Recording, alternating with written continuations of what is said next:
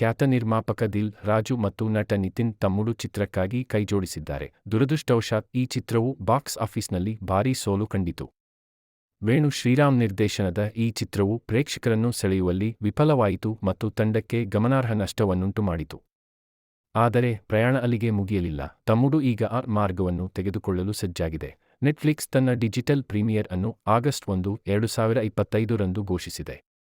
ಈ ಬಿಡುಗಡೆಯನ್ನು ಆಸಕ್ತಿದಾಯಕವಾಗಿಸುವ ವಿಷಯವೆಂದರೆ ಚಿತ್ರವು ಪ್ಯಾನ್ ಸೌತ್ ಆರ್ ಬಿಡುಗಡೆಯನ್ನು ಪಡೆಯುತ್ತಿದೆ. ತೆಲುಗು, ತಮಿಳು, ಕನ್ನಡ ಮತ್ತು ಮಲಯಾಳಂನಲ್ಲಿ ಸ್ಟ್ರೀಮಿಂಗ್ ಆಗುತ್ತಿದೆ. ಈ ವಿಶಾಲ ವ್ಯಾಪ್ತಿಯು ಚಿತ್ರಮಂದಿರಗಳಲ್ಲಿ ಛಾಪು ಮೂಡಿಸಲು ಸಾಧ್ಯವಾಗದಿದ್ದರೂ ಸಹ ಚಿತ್ರಕ್ಕೆ ಎರಡನೇ ಅವಕಾಶವನ್ನು ನೀಡುತ್ತದೆ ಮತ್ತು ವಿಶಾಲ ಪ್ರೇಕ್ಷಕರೊಂದಿಗೆ ಸಂಪರ್ಕ ಸಾಧಿಸಬಹುದು ಎಂದು ತಯಾರಕರು ಆಶಿಸುತ್ತಿದ್ದಾರೆ. ಸಪ್ತಮಿ ಗೌಡ, ಲಯ, ವರ್ಷ ಬೊಲ್ಲಮ್ಮ, ಸೌರಭ್ ಸತ್ಯೇವ, ಸ್ವಸಿಕಾ, ಹರಿ ತೇಜ, ಶ್ರೀಕಾಂತ್ ಅಯ್ಯಂಗಾರ್, ಟೆಂಪರ್ವಂಶಿ ಮತ್ತು ಚಮಕ್ ಚಂದ್ರ ಅವರು ಈ ಚಿತ್ರಕ್ಕೆ ಸಂಗೀತ ಸಂಯೋಜಿಸಿದ್ದಾರೆ. ಬಿ. ಅಜನೀಶ್ ಲೋಕನಾಥ್ ಸಂಗೀತ ಸಂಯೋಜಿಸಿದ್ದಾರೆ.